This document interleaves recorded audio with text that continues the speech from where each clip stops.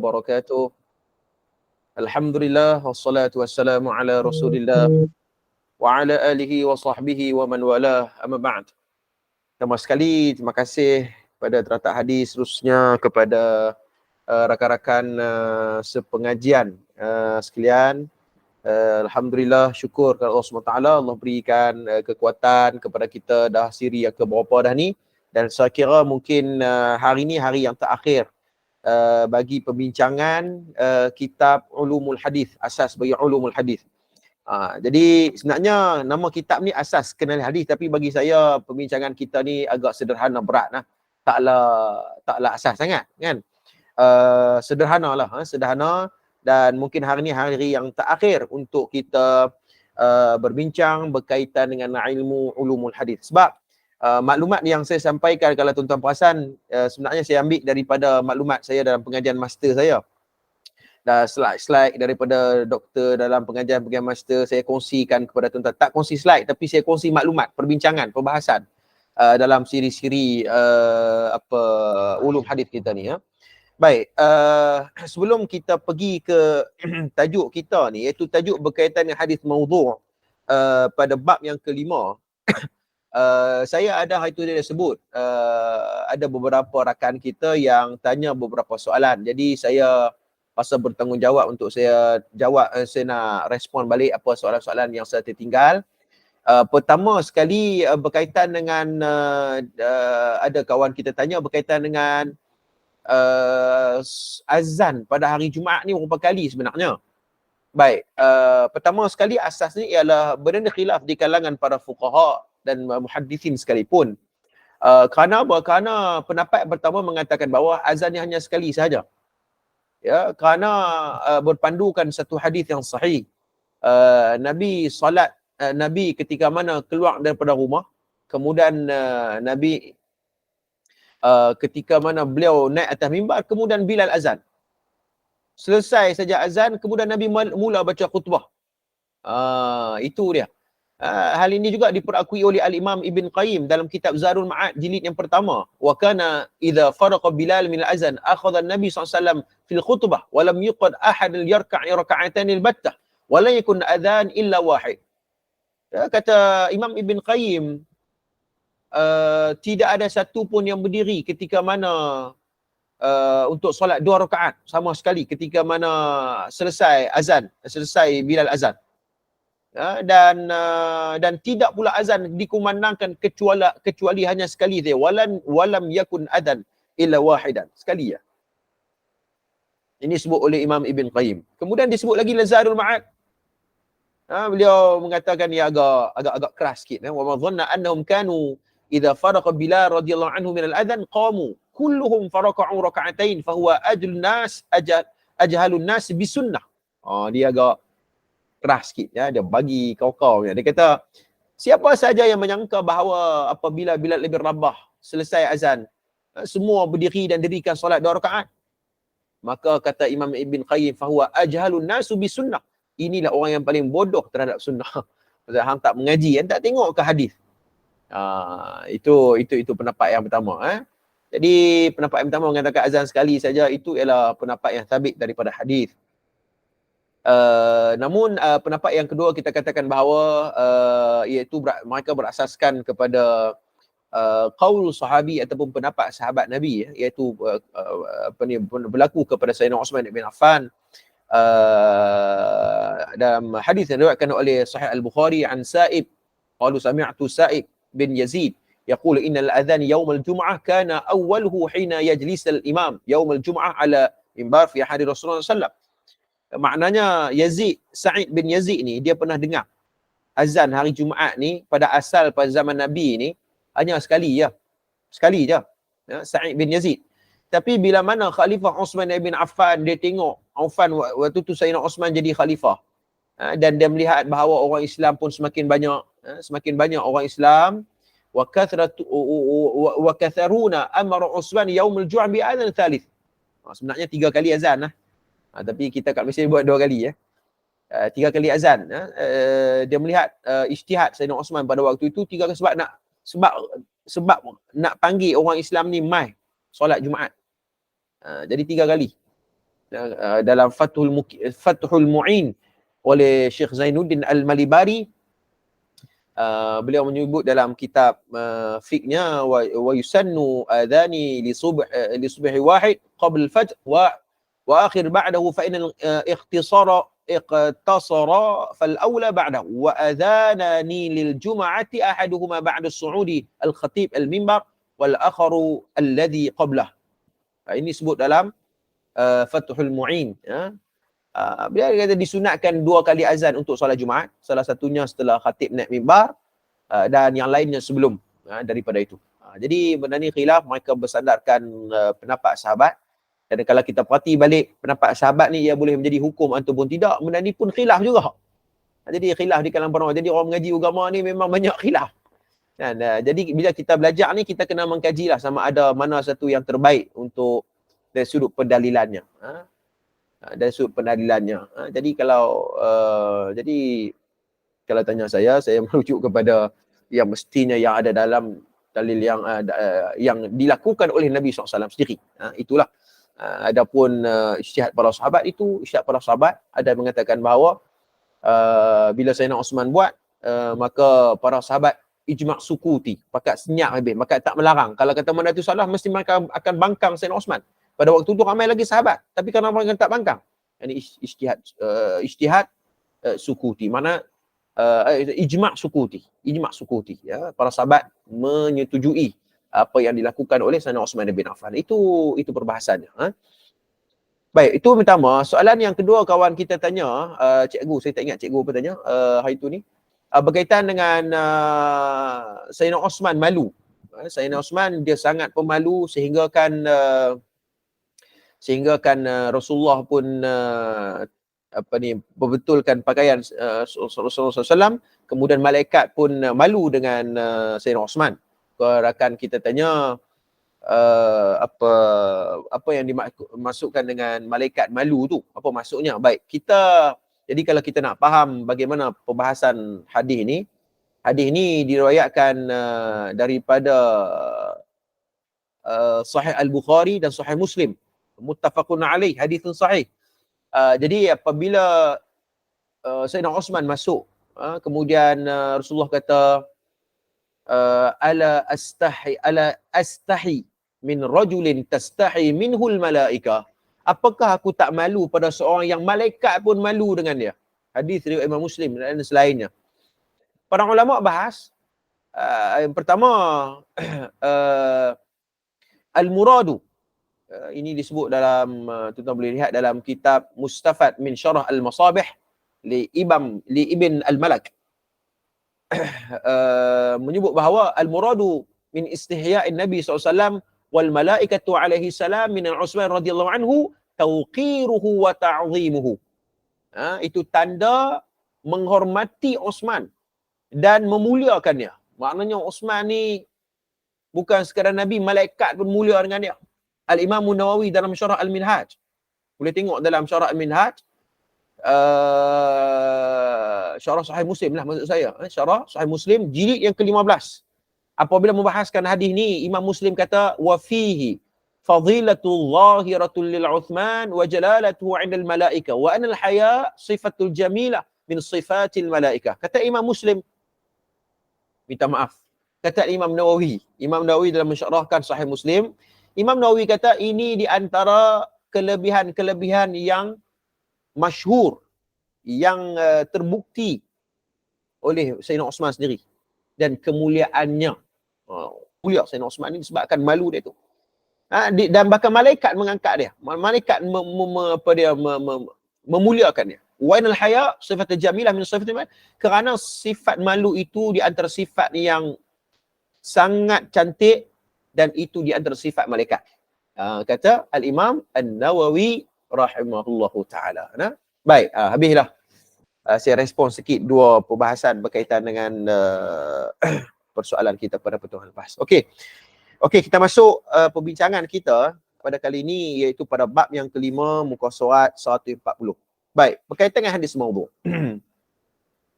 Hadis maudhu', kalau kita tengok takrifan yang diberikan oleh Dr. Sayyuti bin Abdul Manaf, ya, al-maudhu' ialah seburuk-buruk jenis hadis dan ia juga tergolong dalam hadis dhaif. Al-mawdu' huwa ma ukhtuliqa 'ala Nabi sallallahu alaihi wasallam aw ghairihi min qawlin aw fi'lin aw taqririn aw sifatin kadhiban wa zuran. Mawdu' ialah hadis yang direka dan disandarkan kepada Nabi sallallahu alaihi wasallam atau selainnya dari segi percakapan, perbuatan ataupun takrir, ataupun sifat palsu ataupun dusta. Ini masukkan dengan hadis palsu. Terdapat juga sebahagian daripada perawi yang mengambil perkataan orang lain yang berbentuk kalimat-kalimat hikmah, nasihat ringkas, ya, perumpamaan dan yang seumpamanya. Kemudian dengan menggunakan sanad palsu yang direka sendiri, dia menyandarkan hadis palsu terhadap Nabi sallallahu alaihi wasallam. Jadi hadis palsu ni adalah hadis yang direka oleh perawi sama ada dia nak bagi nasihat, kan? Dia nak bagi nasihat dia tu power. Kan? Kemudian dia rekalah nasihat, dia pandai bagi nasihat ke orang. Kan? Dia buat muka sedih ke apa dengan cara suara dia bagi orang menangis ke apa ke, dia reka hadis lain. Jadi ini di antara salah satu kita katakan bahawa jenayah dalam ilmu hadis, jenayah dalam ilmu hadis. Tuan-tuan, Imam Suyuti Ibn Abdul Manaf pada perenggan yang pertama kalau tuan-tuan tengok, hadis maudhu' ni beliau mengatakan bahawa ialah hadis yang tergolong dalam hadis dhaif. Baru kalau tak salah saya beberapa bulan yang lepas pernah jadi polemik di kalangan para asatizah kita khususnya dalam bidang hadis. Sama ada hadis maudhu' ni dia termasuk dalam hadis dhaif ke ataupun tidak. Okey, kalau saya merujuk dalam beberapa kitab-kitab hadis yang lain, ya, para ulama waqad addatul ba'dul muhaddithin min al-hadits ad-dha'if. Ada sebahagian para muhaddithin mengkategorikan hadis maudhu' ni hadis dhaif. Dia boh sekali bawah satu tajuk. Dia boh sekali dalam satu tajuk. Walakin aula an yakuna qisman mustaqillan. Tapi yang rajihnya, yang terbaiknya ialah dia mengasingkan hadis dhaif satu bab, hadis maudhu' satu bab. Kerana ia dua tajuk yang sangat berbeza. Yang sangat berbeza, kerana kata ulama Syarah Qudah mengatakan bahawa fal hadithud dhaif yuhtamalu an yakuna qala an-nabi sallallahu alaihi wasallam walakin ar-rajih anna fihi khata'un. Ada dhaif ni disandar kepada Nabi, ya. Tapi yang rajihnya hadis dhaif ni ialah hadis yang salah. Satu bab. Amma al-mawdu' faqad thabata anna an-nabi sallallahu alaihi wasallam lam yaqulhu. Dia sandarkan kepada Nabi tapi Nabi tak sebut pun. Ya. Wathabit ar-rajih anna fihi kadzabun. Satu yang dhaif, yang lemah ataupun yang salah. Yang satu lagi ialah maudhu'. Itu dua, kita katakan bahawa dua kategori yang sangat berbeza. Sebab tu ulama kata walakin aula, yang lebih terbaik ialah mengasingkan maudhu' satu bab, hadis dhaif satu bab. Ini dipegang oleh Syarah Qudah dalam kitab Minhajul Hadits fi Ulumil Hadits. Jadi maknanya baru ni pun duk bergaduh. Kita kata bahawa bergaduh apalah benda tu. Benda tu taksimat saja. Taksimat ni maksudnya pembahagian tajuk je. Yang tu pun nak bergaduh. Allahu Akbar. Tak kira lah mana-mana kumpulan pun. Minta maaf lah kalau saya kata ni kena kat kumpulan yang tuan minat. Kan? Taksimat je, pembahagian ya. Itu pun kadang-kadang je lah. Kadang-kadang apabila kita melihat khilaf di kalangan para ulama ni dan anak murid dia duk cucuk ni, sebenarnya tak ada apa pun kena hadut bergaduh tu. Kadang-kadang bergaduh tu disebabkan nak mengekalkan kedudukan, nak mengekalkan nama dan sebagainya, kan? Jadi benda-benda begini kadang-kadang kena melihat balik niat kita dalam menyampaikan dakwah, dalam menyampaikan ilmu dan sebagainya, kan? Baik. Kemudian baik, hadis maudhu'.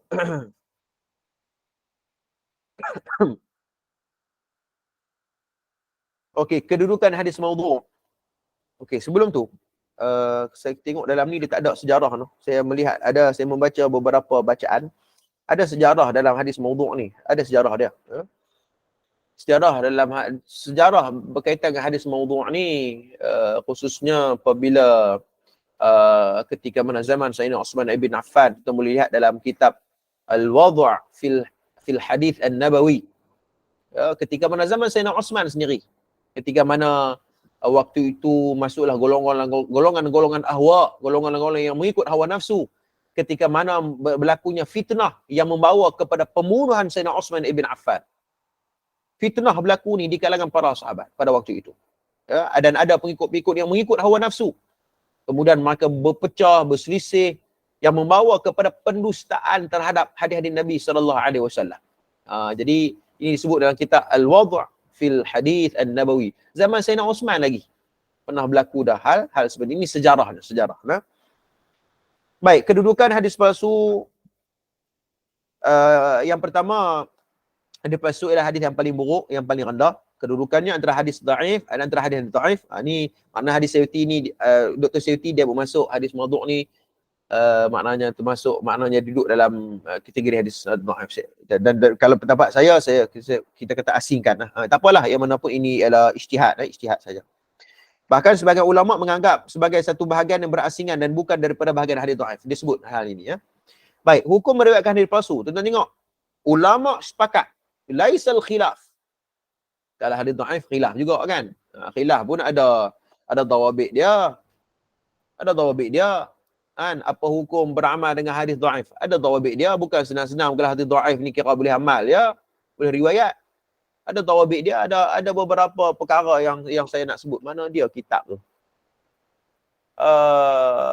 Dia kata, di antara salah satu alasan yang boleh beramal dengan hadis dhaif ni ialah kalau hadis tu diamal oleh banyak orang Islam, maka hadis tu dikira hadis yang boleh beramal. La ilaha illallah. Apa punya hujah begitu? Majoriti tak semestinya betul. Ya. Ramainya orang beramal tak semestinya betul. Yang perlu dilihat dengan qawaidul ilm, ya, qawanin ataupun disiplin-disiplin yang membicarakan hal tersebut. Ya. Ada kitab yang saya bahas, saya tak sempat nak berespon kitab tu. Tak apa. Itu pasal hadis dhaif kita dah bincang dah kan. Hadis maudhu' ni begitu, ijma', bahkan sepakat bahawa haram bagi seseorang itu meriwayatkan hadis palsu jika dia mengetahui keadaan ini. Okey, kalau dia tahu keadaan ni, maka ya haram, berdosa. Haram tu makna berdosa lah. Melainkan dia meriwayatkan hadis palsu beserta dengan keterangan tentang kedudukannya sebagai hadis palsu. Melainkan dia riwayat hadis palsu tapi untuk belajar, tak apalah. Ya, macam Maulana Asri ajak kat kita usul dirayah al-hadis 99 kan. Ni semua kitab ni semua membincangkan pasal hadis palsu. Kan? Kalau dia tak terang pasal hadis palsu, Maulana Asri tak terang pasal hadis palsu, kita nak kenal macam mana? Jadi penerangan itu boleh, riwayat itu boleh, tapi kena cerita sebab apa palsu tu. Sekian, dia bercanggah dengan akal ke, bercanggah dengan fakta sejarah ke dan sebagainya. Kena cerita sebab itu. Itu penting. Sebab tu apabila dibahaskan tentang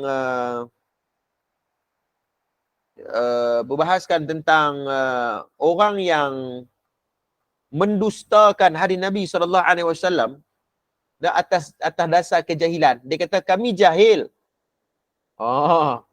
Dia kata kami jahil ustaz. Kami tak tahu kata hadis maudhu' ke tak. Kami jahil. Jadi dia guna buah jahil tu. Dia guna buah tak pandai, tak reti tu. Kemudian dia riwayat hadis suka hati dia. Dia guna buah jahil tu. Baik, kita bahas. Ini sebut oleh Syarah Qudah. Apabila dia membahas tentang jahil. Jahil ni ada 3 kata ulama. Jahil yang pertama aqalluha dararan. Jahil yang pertama al-jahilul ladzi ya'lamu annahu jahil. Jahil yang pertama dia tahu dia jahil. Dia tahu. Hang tahu hang jahil, hang buat cara jahil. Itu bahasa Kedah. Tak maaf. Kalau tahu jahil dan dia tahu jahil, fala yufti nafsahu bal yas'alu ulama. Dia tahu dia jahil, jangan pandai-pandai kata ini hadis dan sebagainya, rujuk para ulama. Sebab tu jangan guna buah kata, saya jahil ustaz, tak apa, saya baca hadis, saya tak tahu kata hadis. Dah tak tahu, belajarlah. Kelas online banyak, kelas ulum hadis banyak, ustaz-ustaz terjun dalam bidang hadis banyak. Pergi fasalu alladzi in kuntum la ta'lamun. Jangan duk pandai-pandai fala yufti. Maksud jangan duk pandai-pandai bawa keluar. Maksudnya bagi pendapat dia kata, oh ini hadis sekian, padahal dia tak tahu hadis tu. Itu jahil yang pertama. Wa awsatuha, dan yang pertengahan, jahil yang pertengahan ni adalah jahilul ladzi yajhalu annahu jahil. Dia tahu dia jahil, ayadhun nafsuhu aliman fayufti nafsah. Ni peringkat yang kedua. Dia tahu dia jahil tapi dia rasa diri dia alim. Ni pun masalah juga. dia tahu kata ni, tapi dia berasa alim, mengaji sikit ya, dia berasa macam muhadis besar lah. Kan? Kemudian dia apa,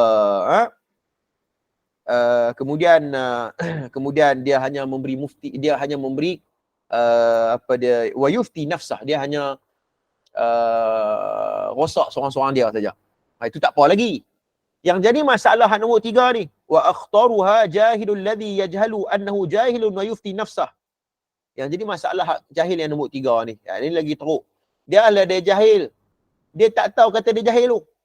Dia tak tahu kata dia tak erti bab hadis ni. Nah, kemudian dia memberikan fatwa kepada orang. Dia bagi fatwa kepada orang. Dia tak tahu, dia tak pakar, dia tak pandai pun dalam bidang tersebut. Tapi bila orang tanya, dia buat palatau. Dia buat palatau, dia tak rujuk, dia tak mengaji. Orang nak habis siri ulul hadis pun berkali-kali bersiri-siri nak kena belajar. Nak kena berbincang. Dia tak sekali baca buku tu, sekali tu jadi mufti tu. Muhaddis tu. Ini jahil yang ketiga. Jadi para ulama mengatakan bahawa mesti kita kena tak boleh biasakan diri dalam keadaan jahil dan sebagainya. Mesti kita kena berusaha untuk meningkatkan ilmu, khususnya dalam ilmu hadis Nabi SAW. Baik, kemudian habis tentang hukum riwayatnya. Punca munculnya hadis palsu. Terdapat banyak punca munculnya hadis palsu, sama ada dilakukan oleh para musuh Islam atau orang tak Islam sendiri, sama ada secara sedar ataupun tidak sedar. Jadi ulama kata muncul hadis palsu ni ada dua lah. Yang pertama disebabkan musuh Islam sendiri yang memang tak suka dengan Islam. Yang kedua disebabkan orang Islam yang jahil ataupun ada niat-niat tertentu. Yang pertama iaitu berkaitan dengan dendam kesumat. Yang pertama dendam kesumat terhadap Islam dan umat Islam. Dia dendam. Al-adu. Al-ida'u lil Islam. Ini musuh-musuh Islam. Musuh Islam ni faqad fashila a'da'ul Islam fi muharabatil bil hujjah. Dia serang kita melalui hujjah. Fashilu fi muharibati biquwwah silah. Fahawilu hadm al-Islam min dakhilihi. Dia tukar strategi dia dengan menyerang dari dalam. Menyerang dari dalam ni maksudnya dia mengelirukan umat Islam khususnya dalam hadis Nabi SAW. Mungkin dia mengelirukan dari sudut hadis, dari sudut matan, mungkin dari sudut sanad. Dia mengelirukan orang Islam yang tak belajar ni, yang jahil ni. Jadi dia mudah terpengaruh dengan al-ida'u lil Islam, musuh-musuh Islam sendiri yang mempunyai dendam kesumat kepada Islam. Pertama. Yang kedua, untuk membantu kumpulan tertentu atau parti-parti politik. Ini pun masalah juga jenis ekstrim politik ni. Minta maaf kalau sekalian siapa yang ada siapa yang kuat ada jawatan dalam politik dalam kelas kita ni, minta maaf. Kita kata tak salah, itu di antara salah satu cara dalam memberikan kebaikan, menyumbangkan dakwah ataupun dan sebagainya, membantu orang rakyat dan sebagainya. Tapi jangan jadi tunggangan kepada agama. Itu isunya. Ya. Dia nak menaikkan, dia nak memenangkan parti politik dia, kemudian dia ambil hadis, dia reka hadis, dan hadis itu tak kena pun, tapi dia pakai hadis itu untuk memenangkan parti politik dia. Ini pun salah satu kejahilan ataupun tidak bertanggungjawab yang dilakukan oleh orang yang ada niat seperti ini. Kita biar dalam terjun dalam bidang politik, kita amanah dengan ilmu. Betul tak tuan-tuan? Politik pun kalau tak ada politik, kalau semua tak masuk politik, jenuh juga. Siapa nak perintah negara ni kan? Siapa nak jadi menteri besar atau Perdana Menteri? Jadi nak kena ada juga, tapi biar dia amanah dengan ilmu. Benda-benda yang tak reti dalam bab hadis ni, habaq saya tak reti. Jangan buat palatau kan. Baik. Kemudian tuan-tuan, kalau kita tengok dalam nukilan para ulama ni, ini disebut sebagai ibadatul dunia. Ibadatul dunia lah tu. Dan dia gunakan hadis tu untuk kepentingan parti politik dia, kumpulan tertentu. Padahal hadis tu tak merujuk kepada dia pun, kepada kumpulan dan kepada jemaah dia pun, tapi dia saja tarik hadis tu bagi kena dekat kumpulan dan politik dia. Itu yang masalah. Dan ini disebut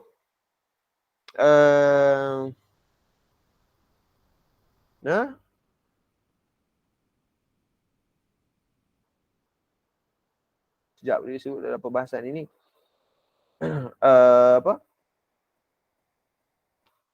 Ya, disebut dalam perbahasan ni ialah al-mutazallifuna ila al-hukam. Ini istilah digunakan oleh para ulama. Al-mutazallifuna ila al-hukam, yakni orang yang penyanjung kepada pemerintah. Ini pun masalah.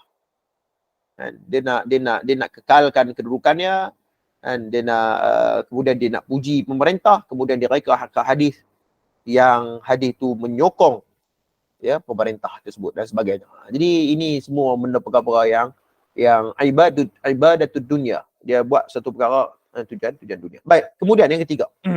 Untuk kepentingan mazhab akidah. Mazhab akidah pun tak terlepas tuan-tuan, sebab masing-masing bila ada pengikut dia ekstrim ni, tak maaf lah. Sebab tu saya kata bila kata ekstrim ni tak ada dalam agama tuan-tuan. Ekstrim ni dia tak ada tempat dalam Islam ni. Islam ni agama wasati, pertengahan. Wa kadzalika ja'alnakum ummatan wasata atabu khairul umma awsatuhu. Islam ni wasatiyah, pertengahan. Ini dalam bab akidah. Seperti yang dilakukan oleh penganut Syiah yang memasukkan banyak hadis tentang kelebihan Ali dan juga Ahlul Bait. Ya. Ali dan juga Ahlul Bait. Ta'assub. Ta'assub. Akidiyah. Ta'assub akidiyah. Mereka antara salah satu hadis yang tersempat melihat ni, la taqumu sa'ah hatta yaqulu bi ara'ihim. Tidak bangkit tidak berlakunya hari kiamat ni sehingga berkatalah pendapat mereka. Yang ni pendapat akidah mereka lah. Jadi ini semua hadis-hadis yang palsu, yang hanya untuk mengangkat mazhab akidah mereka saja. Kita jangan tuan-tuan. Baik, yang keempat, menjauhkan manusia daripada Islam dilakukan oleh golongan zindiq ataupun etis, mulhid, mereka yang tak mau kepada Tuhan. Lagilah musuh Islam ini jauh kepada Islam. Baik, yang kelima, untuk memperbaiki manusia dan mengajak ke arah kezuhudan. Ya, seperti yang dilakukan Abu Ismah Nuh bin Abu Maryam, memasukkan banyak hadis tentang kelebihan surah dalam Al-Quran. Jadi berlaku kepada orang yang cuba mengajak ke arah kezuhudan. Sebab tu orang yang disebut sebagai at-targhib wa tarhib.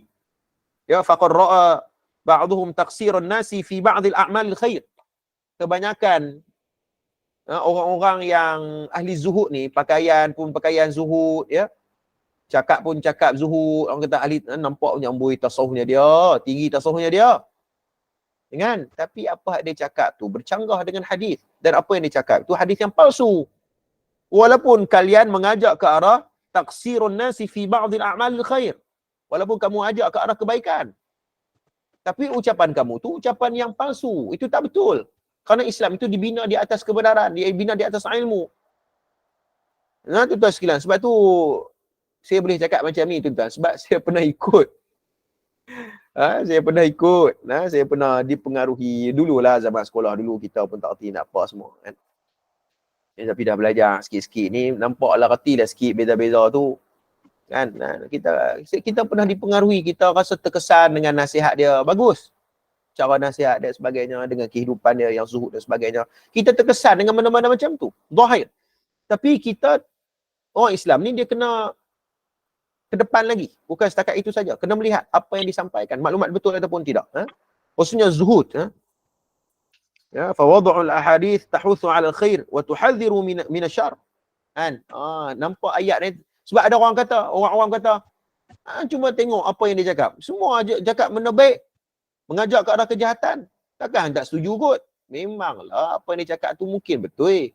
Tapi kalau kamu sandarkan kepada Nabi, kamu mereka hadis-hadis palsu, adakah kita perlu membenarkan ucapannya walaupun dia itu pemimpin dan tokoh yang kita sanjung?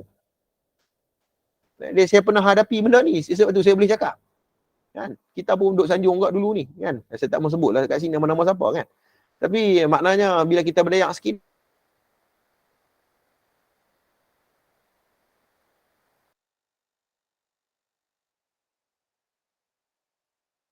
kita menyedapkan cerita dongeng. Disebut sebagai ahli qusah. Ahli qusah ni orang yang pandai bercerita. Ya, dia pandai ahli qusah wa haula'i kanu ya'tuna bil gharaib fayansibuna ila nabi. Ahli qusah ni dia cerdik. Dia cerita benda pelik-pelik, cerita pelik-pelik ni orang tak bisa dengar. Ustaz-ustaz biasa ni, ustaz sunnah ke apa. Kan dia cerita benda dia terkenal dah. Dah ada adalah hadis, dah masyhur. Kan? Biasalah, tak pelik pun. Tapi yang pelik-pelik ni yang dia angkat ni. Kan? Ahli qusah kata ulama wa haula kanu ya'tuna bil gharaib fayansibunaha, kemudian disandarkan kepada Nabi sallallahu alaihi wasallam. Jadi ustaz-ustaz sunnah bila orang kritik balik, mana sanad ni? Mana rujukan entah kitab ni? Dia kata, mana boleh apalah kata-kata ulama lagi sekian-sekian. La ilaha illallah. Takkan salah kita tanya macam tu. Itu tanya common sense ataupun kita katakan sensitivity kita terhadap agama. Kan? Jadi tuan-tuan yang dirahmati oleh Allah SWT, dan ini yang banyak berlaku. Kalau kita tegur ya tuan-tuan, habis ya. Memang kena ustaz pun kan, tapi anak murid orang awam ni pun dia nak bunat ustaz-ustaz sunnah. Kan, dia nak cucuk ustaz sunnah. Ustaz, tolong ustaz respon. Hak kenanya aku. Dia tak ada apa. Kan? Tak apalah, yang penting kita menyampaikan apa kebenaran kan. Tapi kena tengok juga hikmah dan sebagainya kan. Pendekatan kita supaya orang menerima dakwah kita dan sebagainya kan. Ada qusah ni. Serambah duk ada ni kat belah Malaysia ni sebut cerita yang tidak ada asas, sandarkan kepada Nabi. Ya, lianalu bihi ata'ul awam kalladhi yarunahu min qissatil ibtila' Ayub alaihi salam. Ini cerita pasal dia ada contoh ialah kisah pasal ujian Nabi Ayub alaihi salam. Tak apa. Saya nak sebut bahawa bagaimana cerita-cerita dongeng ini diungkapkan oleh ahli qissah. Ahli qissah ni adalah pencerita-pencerita. Kemudian ketaksuban kepada kabilah atau bangsa ataupun negara. Taksub. Sebab tu taksub ni jangan tuan-tuan. Kita jangan taksub kepada tokoh kita ke apa, jangan. Yang penting kita bercakap atas dasar ilmu. Mana saja tokoh-tokoh yang mengajak ke arah ketaksuban kepada ilmu, yang ni kita pegang bagi elok. Betul tak tuan-tuan?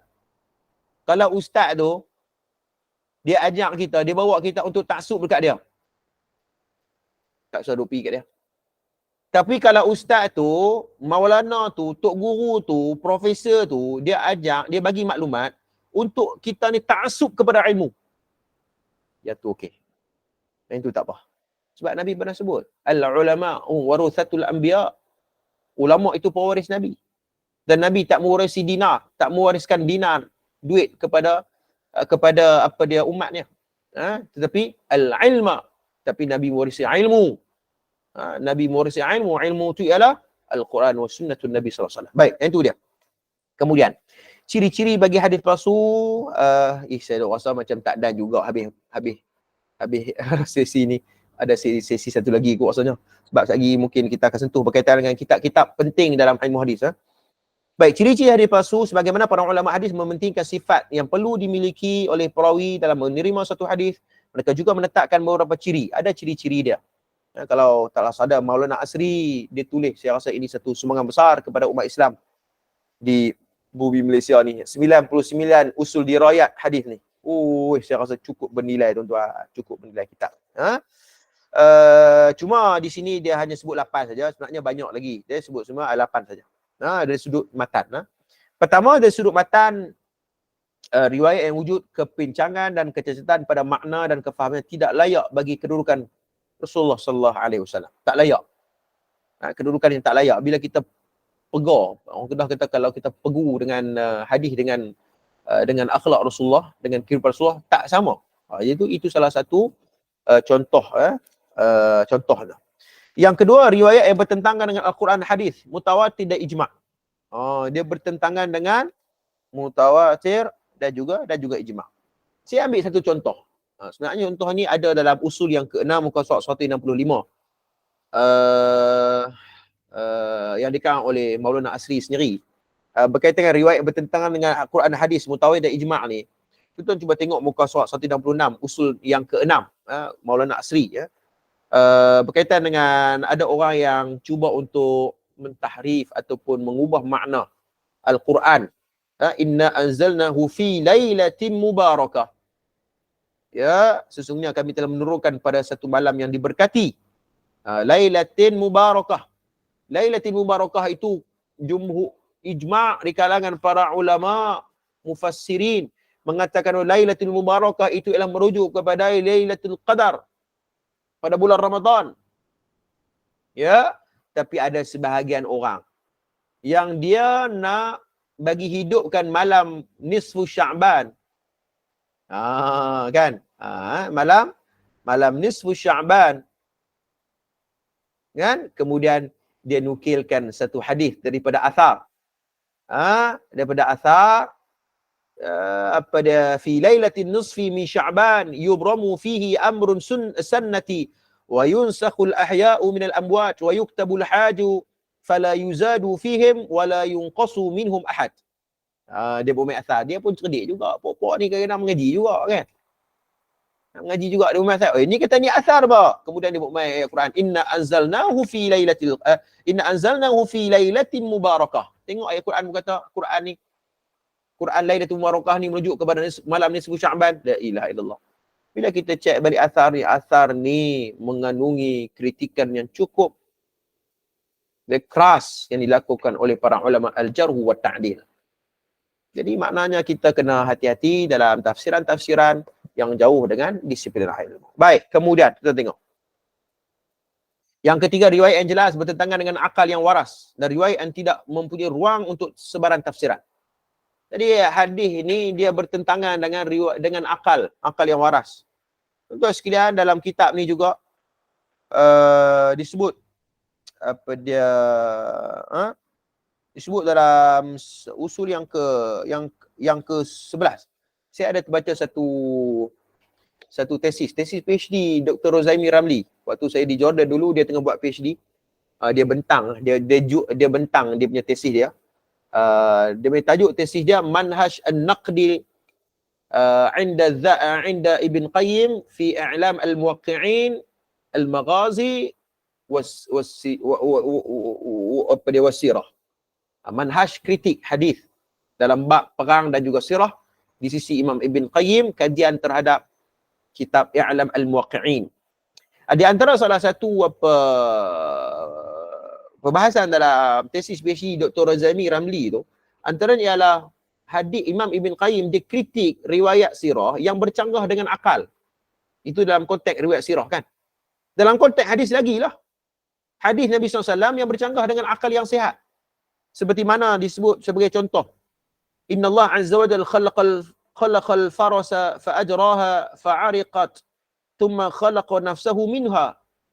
Hadis ini dikeluarkan oleh Al-Baihaqi dalam Asma' wa Sifat. Bahkan Al-Imam Ibn Jauzi dalam kitab Al-Mawdu'at. Sesungguhnya Allah Ta'ala telah menjadikan seekor kuda, lalu memperlarikannya. Maka berpeluhlah kuda itu, kemudian dia menjadikan dirinya daripada kuda tersebut. La ilaha illallah. Maksudnya Tuhan ni, thumma khalaqa nafsahu minha. Kemudian dia menjadikan dirinya daripada kuda. Maknanya Allah tu mai daripada kuda. Mai ke mana hadis ni? Imam Ibn Jauzi kata hadis ni palsu.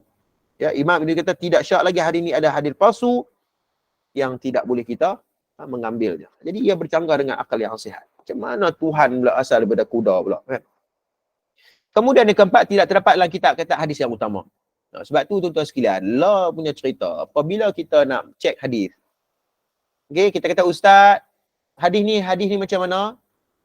Tuan-tuan, kalau tanya saya pun nak cek satu-satu hadis dekat kitab-kitab yang berbentuk fizikal tu tak dan. Kita ni bukan load. Ustaz kita kerja banyak. Ustaz kita ni pun, Maulana pun nak susun buku pun berceramah. Banyak nak kena tulis kitab ni. Kerja banyak. Kalau saya ni tuan-tuan, saya cek dekat Maktabah Syamilah je. Saya cek kat Maktabah Syamilah, keratan-keratan hadis. Kemudian kita tengok hadis tersebut ada ataupun tidak. Yang pertama saya cek dulu dalam Kutubus Sunnah. Ada ataupun tidak dalam kitab-kitab hadis kita ni. Ada ataupun tidak. Takkan dalam Muwatta' Imam Malik tak ada. Takkan tidak ada dalam Musnad Imam Ahmad. Takkan tak ada dalam Sunan Ad-Darimi, Muslim, Abu Daud, Tirmizi dan sebagainya. Takkan tak ada. Ulama Al-Hafiz, semua itu Amirul Mukminin fil Hadis. Imam Bukhari Amirul Mukminin fil Hadis. Takkan dia tak jumpa hadis-hadis seumpama begitu. Jadi kalau tak jumpa, ini kemungkinan besar termasuk di antara hadis-hadis. Kemungkinan besar, ia termasuklah hadis-hadis yang palsu. Kemungkinan. Kena cek balik. Kita kata, ada masalah. Kalau tak ada dalam Kutubus Sunnah, Kutubus Sunnah tu merujuk kepada Kutubus Tis'ah tu, 9 tu. Ada yang kata 6, ada yang kata tambah lagi 3. Tak apa, kita kata 9. Kalau tak ada ke 9 hadis tu, maksudnya ada something wrong. Macam mana pula ulama hadis tak jumpa hadis ni? Kita kata ustaz mungkin ada dalam mustadrakat ataupun mustakhrajat oleh Al-Hakim. Okey, tak apa. Nanti kita akan tengok apa perbahasan apakah metod Imam Al-Hakim dalam mustakhrajat ataupun mustadrakatnya, ataupun dan sebagainya. Macam mana penilaian ulama apabila menilai penyusunan yang dibuat oleh Al-Hakim. Baik, tak apa. Nanti kita pergi tajuk tu. Yang seterusnya, riwayat yang menerang pahala yang terlalu banyak dan besar bagi satu amal yang sedikit dan kecil. Begitu juga riwayat yang menerangkan ancaman yang terlalu besar untuk satu dosa yang kecil, sebagaimana adat sebagian ahli sufi dan pencerita. Ahli sufi ni dia nak takut pada, dia nak beramal, dia nak bagi orang semangat beramal, kemudian dia punya ancaman dia tu tak padan dengan dosa yang buat tu. Tak padan dengan dosa yang dia buat. Sebab tu dalam istilah ulama hadis disebut sebagai ar-rikah fil hadis, maksudnya berlebih-lebihan. Berlebih-lebihan fil lafzi atau makna. Kata ulama, baik dari sudut lafaz ataupun dari sudut makna. Rakakah ataupun rakikan. Dia berlebih-lebihan dalam menyebut tentang fadail, kelebihan, ancaman dan sebagainya. Ini semua perkara-perkara yang perlu kita lihat balik. Contohnya apa? Contohnya selalunya bulan Ramadan lah. Bismillah.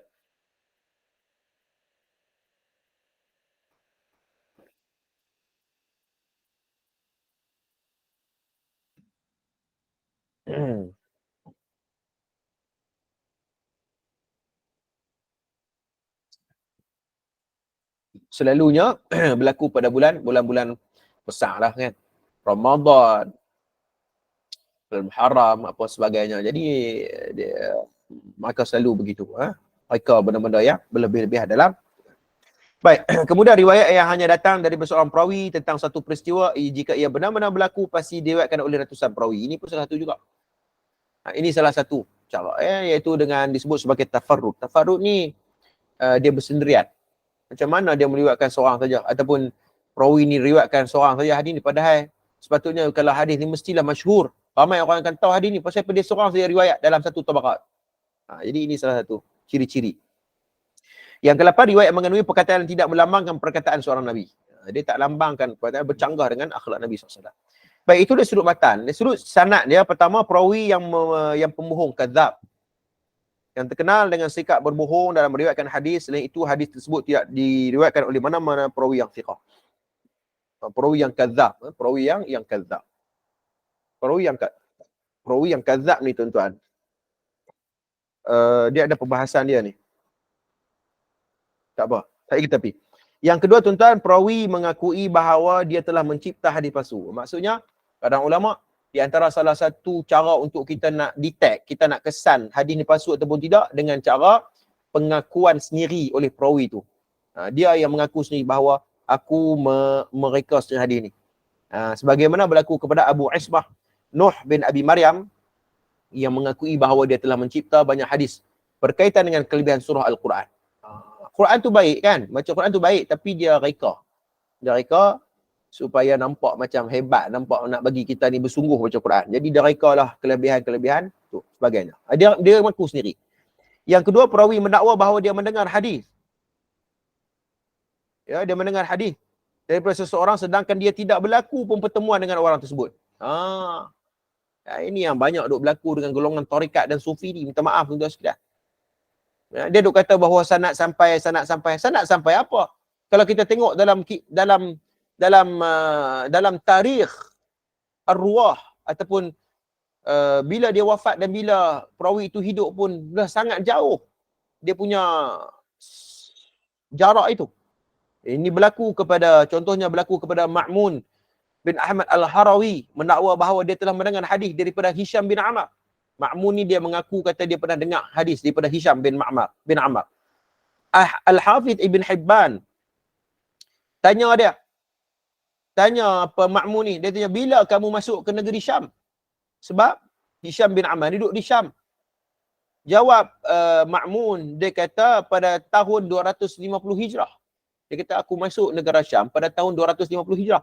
Al-Hafidh Ibn Hibban mengatakan bahawa Hisham Orang yang kamu dakwa ini meriwayatkan hadis daripadanya telah wafat pada tahun 245. 5 tahun dah wafat. Macam mana hang boleh jumpa dia? Tengok. Tuan-tuan sekalian. Sebab tu penting ilmu at-tarikh ruwah. Ilmu untuk kita mengenali tarikh-tarikh ataupun tabaqat dalam ilmu hadis ni. Sebab tu hak ni tuan-tuan, disiplin ni selalu dilanggar oleh pok-pok tarikat dan sufi. Minta maaf saya sebut. Bukan semua sufi nah. Sufi yang mengikut sunnah, ikut elok-elok disiplin ilmu, itu tak apa. Tapi sufi tarikat yang bercanggah ni, dia banyak ni duk lenggak benda-benda lagu ni. Bila orang kata apa yang menyebabkan sanad dia bersambung, dia kata mimpi daripada tok guru aku. Oi, dia pakai mimpi tok guru dia. Awak kalau tok guru dia mimpi jadi lagu mana? Kan? Dia kira mimpi ya tuan-tuan. Ilham je. Baik. Okey, kalau kita tengok perbahasan di kalangan para ulama jarh wa ta'dil. Apakah ukapan-ukapan dan lafaz-lafaz yang digunakan oleh ulama jarh wa ta'dil? Ukapan yang paling jelas ialah ungkapan sirah, yakni diungkapkan akdzabun nas wa ma yulhiquhu biha. Ini ungkapan yang jelas lah. Ini adalah pembohong di kalangan manusia. Maknanya pembohong ni adalah ditipu. Riwayat hadis. Akdzabun nas. Fulan awda'un nas. Dia ni memaudhu'kan hadis. Dia maudhu'kan hadis. Dia palsukan hadis. Ini ucapan-ucapan yang jelas mengatakan bahawa perawi ini perawi yang mereka hadis. Baik, arkan al-kadhib ataupun fulan ahadu arkanul kadhib. Ini sebut dalam As-Sakhawi dalam Fathul Mughith syarah Alfiyah al-Hadis. Ini ucapan-ucapan yang jelas mengatakan bahawa perawi itu ialah apa orang panggil? Memalsukan hadis. Baik, ucapan yang berbentuk kinayah. Tadi berbentuk jelas. Yang kedua berbentuk kinayah. Kinayah ni dia sipi-sipi. Nak faham tak faham ni? Lagu tu lah. Antaranya ialah lahu ahadith batilah. Dia sebut dah maudhu, tak sebut maudhu pun, tak sebut kadzab pun, akdzabun nas pun tak sebut, tapi dia sebut, ulama sebut lahu ahadith al-batilah. Dia itu ialah terdapat hadis yang batil. Itu pun termasuk hadis, maksudnya menunjukkan bahawa perawi itu perawi yang memalsukan hadis. Ataupun hadza hadis min balayahu. Ya, hadis yang disampaikan kepada dia tak boleh diterima. Bagian. Itu untuk ucapan. Baik, kemudian tapi kalau kita tengok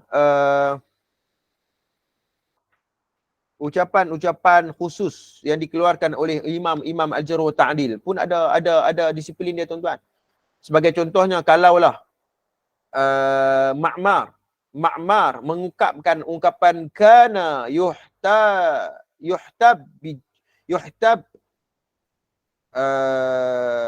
bihul hadis. Kana yuthab bihul hadis. Ini sebut dalam mana rujukan Al-Bukhari dalam Sahih Tarikh Al-Kabir. Imam Bukhari apabila menafsirkan memberikan penerangan terhadap ucapan Ma'mar kana yuhtabijul al-hadis, Imam Bukhari mengatakan bahawa perawi itu termasuk mencipta hadis. Tersebut ialah mencipta hadis. Kalau Imam Ma'mar kata macam tu.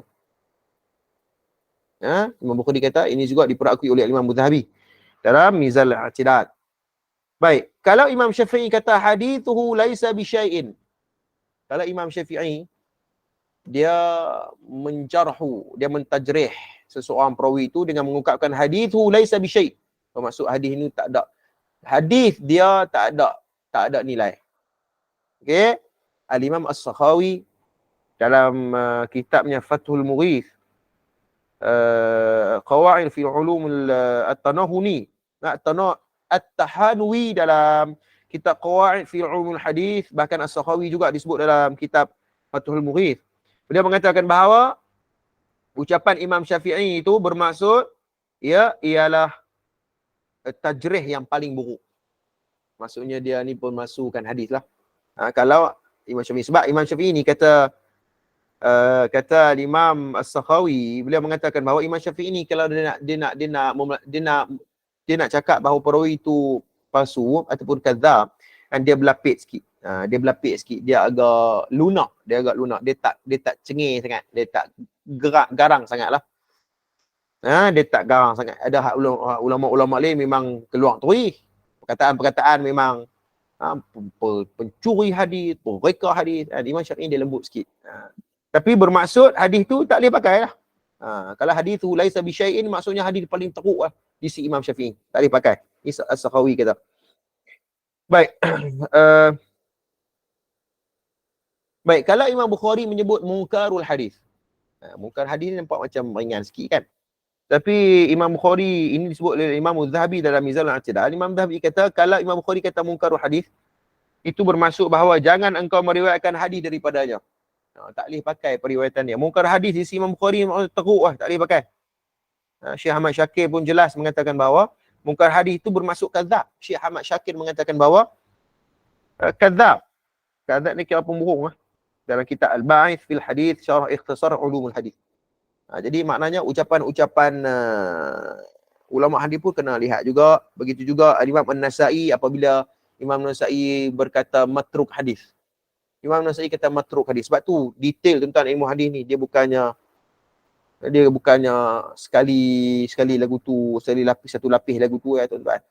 Dia sangat detail, dia perlukan penelitian, dia perlukan kejuhudan ya.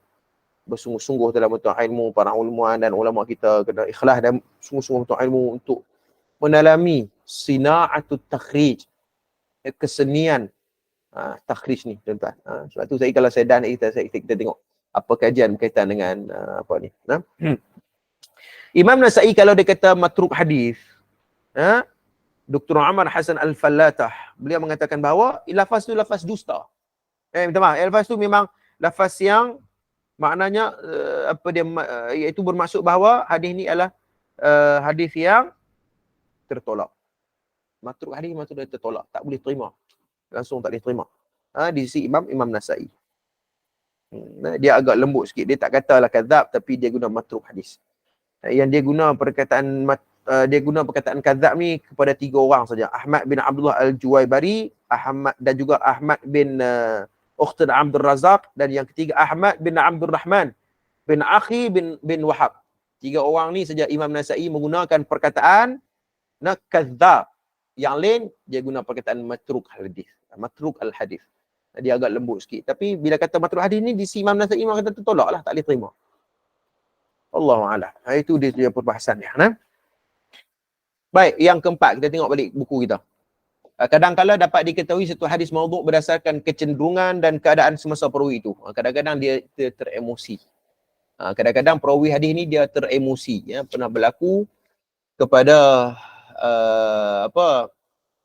kepada Abu Abdullah An-Naisaburi, telah menukilkan daripada Sa'id bin Umar At-Taimi bahawa dia berkata, satu ketika kami berada di pengajian dalam keadaan menangis. Dia bertanya tentang sebab menangis. Lalu anaknya menjawab gurunya telah memukulnya. Gurunya pukul anak dia. Okey.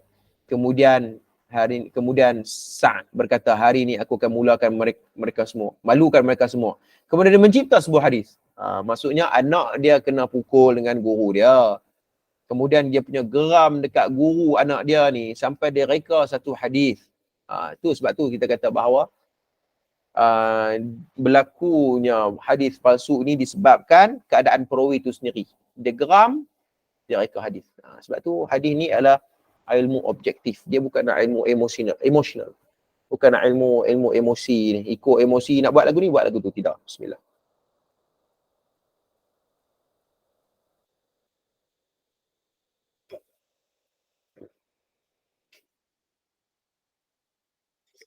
Baik.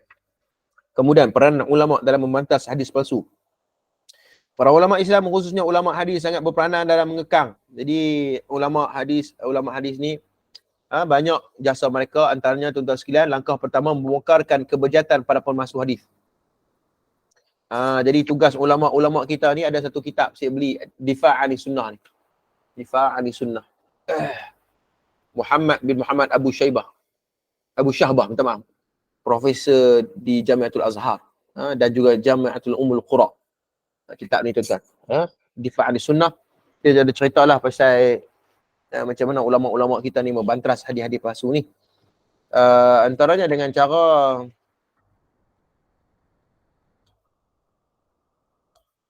membongkar kebejatan. Membongkar kebejatan. Disebut dalam ucapan ini, dirasatul asbabil wad'i wa tasniful wadi'ina bihasabil hadhil asbab. Bongkar, mengajak masyarakat berkaitan dengan kebejatan. Ini usaha mereka. Kena berterima kasih dengan tugas-tugas para duat ini. Pertama. Yang kedua, bersegera mengumpulkan hadis dan menulisnya. Seperti mana yang dilakukan oleh Maulana Asri kita. Dia kumpul hadis-hadis, ini usaha dia. Dia kumpul hadis-hadis palsu dan kita boleh belajar. Disebut sebagai jam'ul ahadith al-mawdu'ati fi kutubin khassatin litahdhiri minha. Dia kumpul semua hadis palsu dalam satu kitab khas. Kemudian tahdhir. Tahdhir maksudnya ambil perhatian. Baik, kemudian mengumpul senarai dan pemalsu hadis. Kumpul perawi-perawi hadis. Jangan buat pasal. Sebab nama-nama perawi hadis yang memalsukan ni semua duk ada dah. Semua duk ada dah. Tuan-tuan sekalian, dalam kitab-kitab rijal. Dalam kitab-kitab rijal semua dah ada bayanul hukmi riwayatil hadis al-mawdu'. Cerita benda ni. Perawi-perawi ni yang bermasalah dan sebagainya, pasal apa dia masalah, semua dah ada dalam kitab-kitab rijal. Mengumpul hadis palsu serta menerangkan kepalsuan, kritikan terhadap sanad dan juga matanya. Ini tugas juga ulama. Wa ilaika tasilu ba'di hadhihi al-juhud wa al-ba'd al-akhar faqad sabaqa bayanu. Baik, ini maknanya ini di antara usaha dan juga jangan kita kata, makna kata kita double standard lah. Double standard dalam hal ni. Maknanya ulama hadis ada kerja dia, ulama fiqh ada. Saya tulis dekat center Facebook saya. Saya nukilkan ucapan daripada Datuk Yusuf Al-Qaradawi rahimahullahu taala apabila membincangkan tentang bagaimana ahli fiqh dengan ahli fiqh dengan ahli hadis ni selalu duk bertengkar kan. Kita katakan bahawa Qaradawi sebut dalam kitab Kaifa Nata'amul Ma'as Sunnah, kedua-dua kelompok dan golongan ini dia memerlukan di antara satu sama lain. Ahli hadis kerana hukum itu dibina di atas hadis. Dia bina di atas nas. Ahli fiqh mereka lebih faham apa yang terkandung, maknanya yang sesuai untuk dikeluarkan hukum pada waktu dan sebagainya, waqi' dan sebagainya, masa dan sebagainya. Dan inilah kata Qaradawi ialah sangat dititik beratkan oleh ulama-ulama terdahulu. Jadi dalam hal ini perlu kita kena lihat supaya ini satu usaha untuk kita mengharmonikan di antara ulama fiqh dengan ulama hadis. Saya cuba baca. Siapa membaca buku ditulis oleh Profesor Dr. Fauzi Draman, seorang pensyarah hadis di Universiti Kebangsaan Malaysia, kalau tak salah saya tak pasti dia pencen ke tak lagi. Pencen lagi. Kalau tuan-tuan tahu tak? Dr. Fauzi Draman pencen lagi. Masa pencen dah kan? Ni buku ni tuan-tuan. Saya baca buku ni. Buku ni pendekatan ulum hadis dalam menangani salah faham terhadap sunnah. Karangan Dr. Fauzi Draman dan juga karangan Dr. Khadir Ahmad. Dia ada bahas. Menguasai fiqh tapi buta hadis. Kan? Konon dia pandai fiqh tapi hadis dia buta. Dia tak rujuk ahli hadis. Ini pun masalah. Okey? Hadisnya teruk. Ilmu hadisnya teruk. Tapi cakap pasal mazahib, istinbat, kaifal istinbat, kaifal istidlal, manhaj imam ni kan. Tapi dalam bab hadis sangat teruk dia punya disiplin dia. Jadi ini masalah. Sebab tu kita kena harmonikan di antara ahli fiqh dan juga ahli hadis supaya hukum yang dikeluarkan itu ialah hukum yang matang dan juga mempunyai matlamat yang jelas. Baik, habis. Kitab yang mengumpulkan hadis-hadis palsu, banyaklah tuan-tuan boleh baca sendiri kat bawah tu sampai 8, sebenarnya banyak lagi Tazkiyatul Mawdu'at Al-Maqdisi dan sebagainya. Tuan boleh tengok Tazkiratul Mawdu'at oleh Jamaluddin Tahir Al-Fatni. Tuan boleh tengoklah kitab-kitab dia. Dan muka surat 148 pun tuan boleh tengok ada usaha-usaha kita di peringkat Malaysia pun ada buku-buku 40 hadis popular, aplikasi semak hadis, aplikasi smart hadis, Jaki, aplikasi semak hadis UiTM. Ini semua usaha-usaha kita yang ada kesedaran terhadap ilmu hadis. Jadi nak senang untuk kalau siapa yang tak boleh mahir dalam bahasa Arab, boleh saja pergi dekat aplikasi semak hadis, kemudian tulis keratan hadis, kemudian dia akan keluarlah hukum-hukum dia. Jadi macam tu. Dekat buku 40 hadis popular, palsu dan popular, kalau tak salah karangan Ustaz Mustafa Muhammad Suki ke apa. Dan juga Ustaz Abdul Razak. Kan? Banyak lagi karangan-karangan ustaz-ustaz kita ni, depa tulis buku ni. Dan doakan saya tu, saya pun duk tulis dalam proses nak tulis buku ni berkaitan dengan hadis-hadis fitan ni akhir zaman ni. Sebab duk pening sangat nak cerita pasal akhir zaman ni. Jadi doakan saya insya-Allah bagi selesai. Nak tulis buku ni bukan senang, dia kena membaca. Dia kena perlukan komitmen masa dan sebagainya. Baik, habis. Kemudian kitab-kitab hari ni tuan-tuan saya ambil sambil lalu je lah. Nanti tuan-tuan rujuk sendiri apa yang dimasukkan. Sebab ini kitab-kitab penerang ringkas lah, kitab sahih, kitab sahih 150 ya. 150 kitab sahih yang masyhur, tuan boleh rujuk pada muka 150. Ada soalan ke? Tak. Ya. Yang pertama Sahih Al-Bukhari, karangan Imam Bukhari, Sahih Muslim, Al-Muntaqa, ya. Ibn Jarud, tuan boleh tengoklah Sahih Ibn Hibban. Ini kitab-kitab sahih yang terkenal. Kitab Al-Jawami'. Kitab Al-Jawami' apa? Jawami' ialah himpunan hadis-hadis yang melibatkan semua topik agama. Sebut sebagai Al-Jawami'. Al-Jawami'. Ini semua terkenal, pasal 152, Al-Jawami'. Ini nama penuh Sahih Al-Bukhari, tuan boleh baca Al-Jami' Al-Musnad As-Sahih Al-Mukhtasar min Umur Rasulullah SAW wa sunanihi wa ayyamihi. Kemudian Jami' Tirmizi dan sebagainya. Ada yang kata Sunan Tirmizi, saya cenderung kepada Jami' Tirmizi lah. Jami' Tirmizi. Sebab dia melibatkan banyak dalam topik-topik agama. Baik, Sunan dia melibat kepada bab-bab membincangkan tentang hukum hakam, hadis, mengubah hadis marfu'. Sunan, Sunan Darimi dan sebagainya. Sunan Syafi'i, Sunan Darimi, Sunan Ibn Majah, Sunan Abi Daud dan sebagainya. Muwatta' ni apa? Muwatta' ni ialah kitab fiqh, himpunan pada bab-bab fiqh yang mengandungi hadis marfu', maquf dan maqtu'. Dia. Kitab Muwatta'at, Muwatta' ni bukan Muwatta' Imam Malik saja. Muwatta'at ni maksudnya nama jenis kitab. Jadi Muwatta' Ibn Abi Zaid, Muwatta' Imam Malik, ini semua jenis-jenis kitab Al-Muwatta'at. Al-Musannafat ni ialah kitab berkaitan dengan menghimpunkan berdasarkan susunan bab-bab fiqh juga, dan dia merangkumi pendapat-pendapat ataupun kalam-kalam sahabat Nabi, fatwa tabi'in.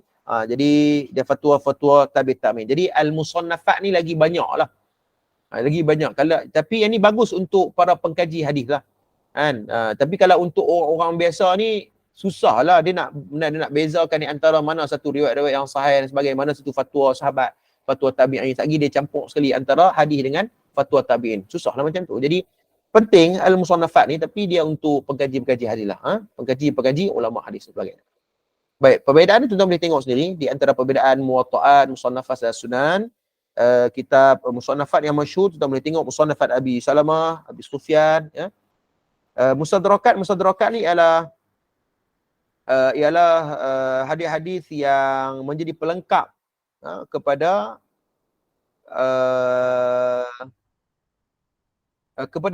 pengarang asal, kitab asal hadis tu.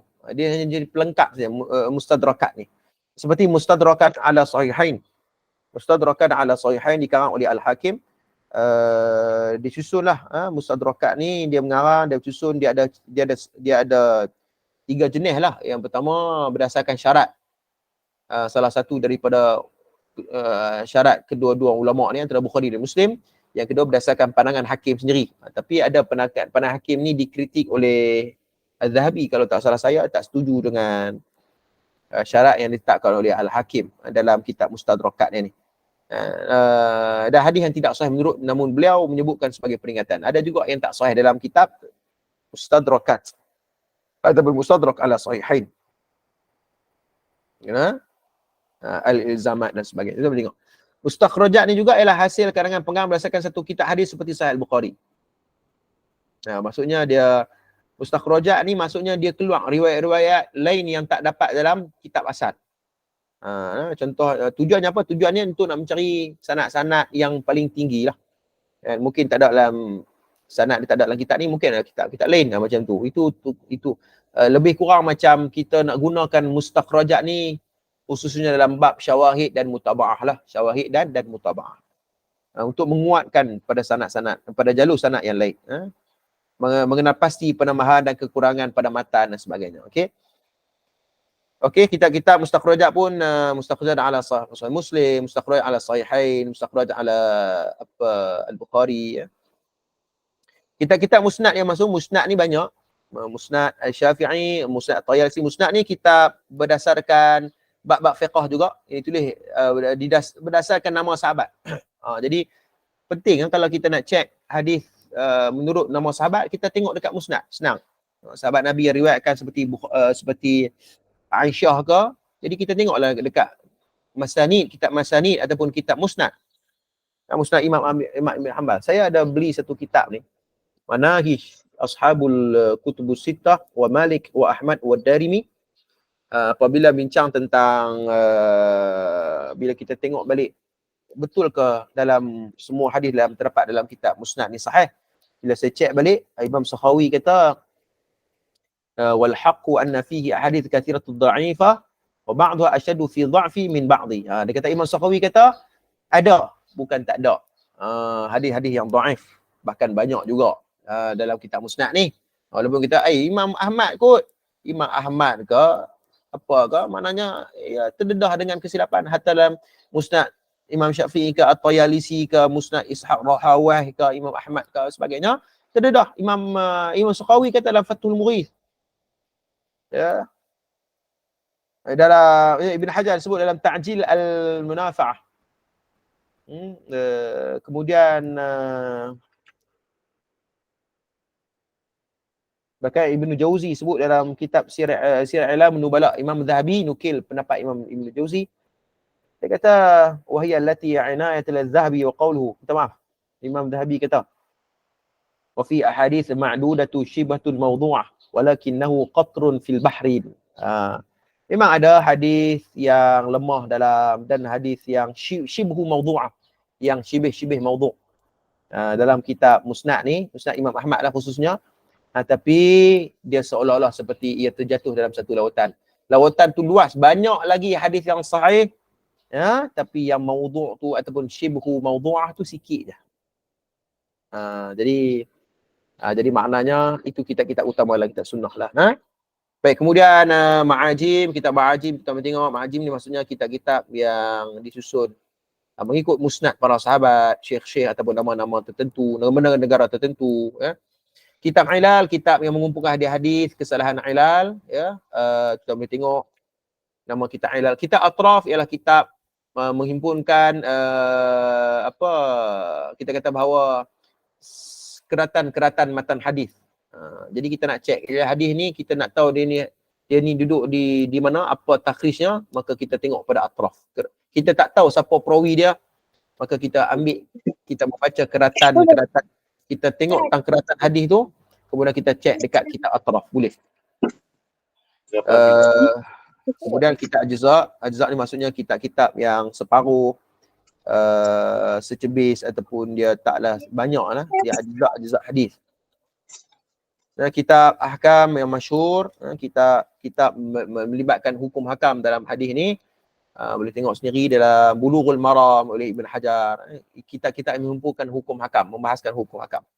Tarhib wa tarhib, kitab melibatkan amalan-amalan yang baik, amalan ancaman. Boleh tengok kitab-kitab ini sebagai satu motivasi lah.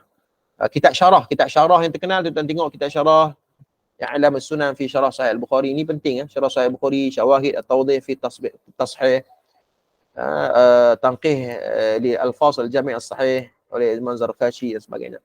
Sahih Muslim, tengok syarah dia, Al-Mu'alim fil Fawaid Al-Kitab Al-Muslim, kitab syarah Sahih Muslim, Sirah Al-Minhaj sendiri oleh Imam Nawawi.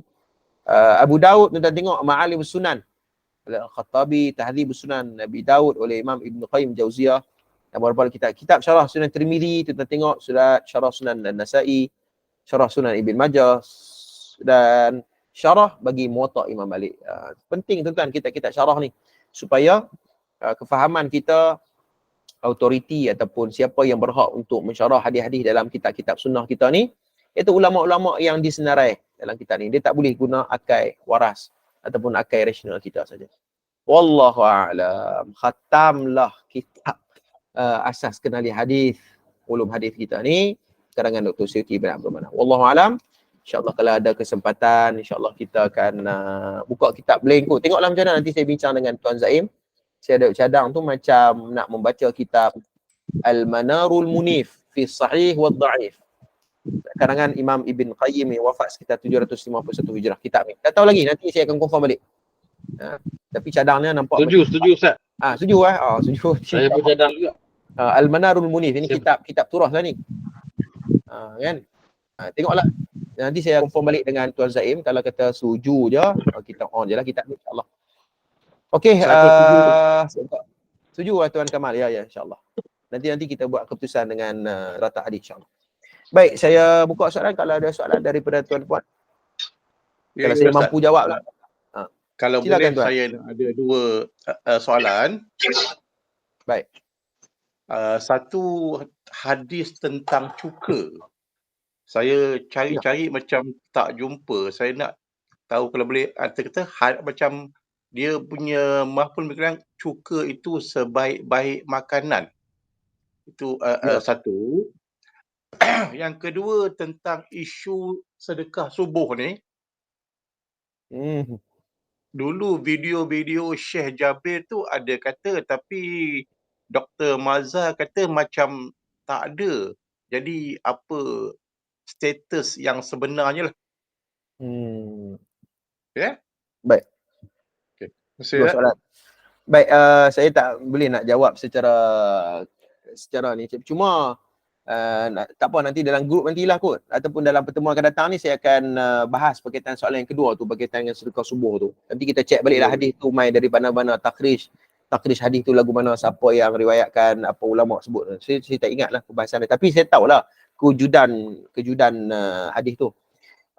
Berkaitan cuka ni, kalau tengok pada usul yang ke-26,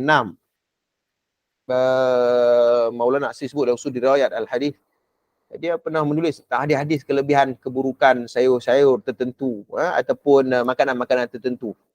Jadi disebut secara umumnya ni kalau hadis itu dia merujuk kepada kelebihan-kelebihan sayur ke apa ke, bawang, daun bawang ke apa ke, itu di antara ciri-ciri hadis yang maudhu'. Tapi nak jawab secara spesifik berkaitan dengan cuka tu, nanti saya kena cek balik. Saya tak go through ke dalam.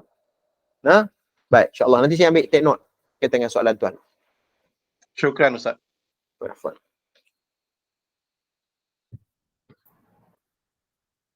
Assalamualaikum. Assalamualaikum, ya. Boleh Ustaz tanya? Silakan Ustaz. Tapi ni di luar topik lah Ustaz. Luar topik kena hadis juga lah. Hadis juga. Tengok.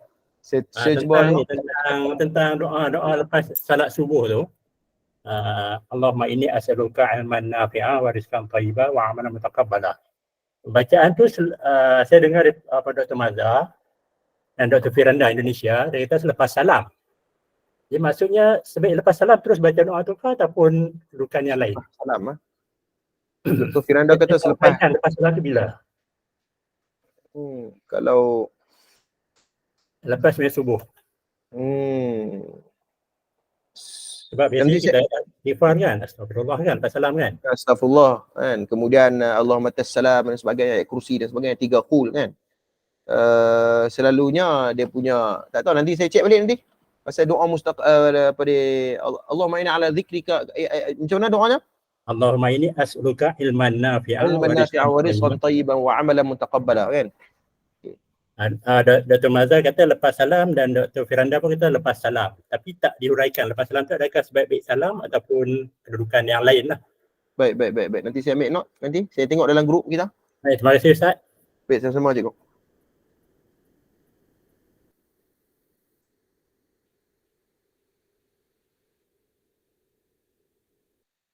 Silakan, tafadhal kalau ada soalan. Waalaikumsalam Ustaz. Assalamualaikum warahmatullahi wabarakatuh. Anak ni Basir daripada Pulau Pinang Ustaz. Ya, sila Tuan Masih. Sila. Minta maaf lah anak ni masuk lewat ni. Kok ada perbahasan yang Ustaz dah cakap mungkin nak tanya ni. Tak apa, Lepas lah, minta maaf. Tak apa. Okey Ustaz, ada satu soalan. Ya. Yang pertamanya berkenaan dengan kitab-kitab hadis ni. Macam anda dengar tadi lah kerana silap Ustaz betul no. Baik. Okey, macam musnad tu dia ditulis berdasarkan riwayat sahabat, betul? Ya. Kalau yang jami' yang sunan tu berkenaan dengan disusun mengikut bab. Ya. Kalau Sunan. yang mu'jam saya nak tahu mu'jam macam mu'jam Kabir, mu'jam Al-Awsat tu dia disusun mengikut apa yang tu ya soalan anak masih Ustaz. Assalamualaikum. Assalamualaikum, terima kasih tuan. Dia mu'jam ni dia luas disebut sebagai al-ma'ajim. Mu'jam ni merujuk kepada kadang-kadang kitab hadis tu dia susun melalui susun by nama negara ataupun dalam Syam, apa hadis-hadis yang diriwayatkan di tanah Syam, di Basrah, di Kufah dan sebagainya. Dan ada juga yang menyusun mu'jam dari sudut nama-nama syekh ataupun nama-nama perawi. Itu juga disebut seperti mu'jam kabir. Kita boleh tengok dalam muka surat 164 mu'jam al-kabir kalangan al-Imam At-Tabarani wafat 360 Hijrah. Dia menyusun hadis-hadis mengikut musnad sahabat. Ini sebut nama sahabat susunan huruf hijaiyah. Jadi mu'jam ni adalah disusun melalui hijaiyah.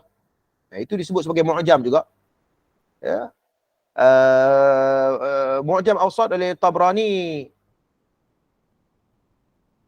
dia menghimpunkan hampir 22,000 orang bernama nama-nama para gurunya, Jadi dia sebut sebagai mu'jam ni adalah by maudhu' lah, kita katakan dengan tajuk apa dia susun. Ada yang dengan tajuk nama guru, ada yang tajuk nama negara, ada tajuk nama sahabat dan sebagainya. Itu kaedah-kaedah para ulama hadis dalam menyusun kitab ma'ajim ataupun mu'jam. Banyaklah tuan-tuan boleh tengok dalam kitab Mu'jam As-Saghir Imam Tabrani.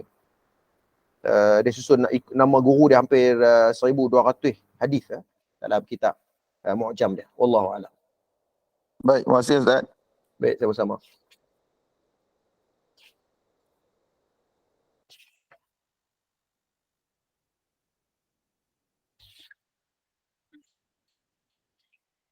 Baik, kalau tak ada apa, terima kasih semua. InsyaAllah kita jumpa lagi pada pertemuan pada bulan hadapan dalam pembahasan ilmu hadis lagi. Nanti saya confirm balik kitab hadis apa yang kita akan bincang pada sesi akan datang. Okey. Wallahu alam. Terima kasih semua. Qul qouli hadza wastaghfirullahal azim li wa lakum. Assalamualaikum warahmatullahi taala wabarakatuh. Waalaikumsalam.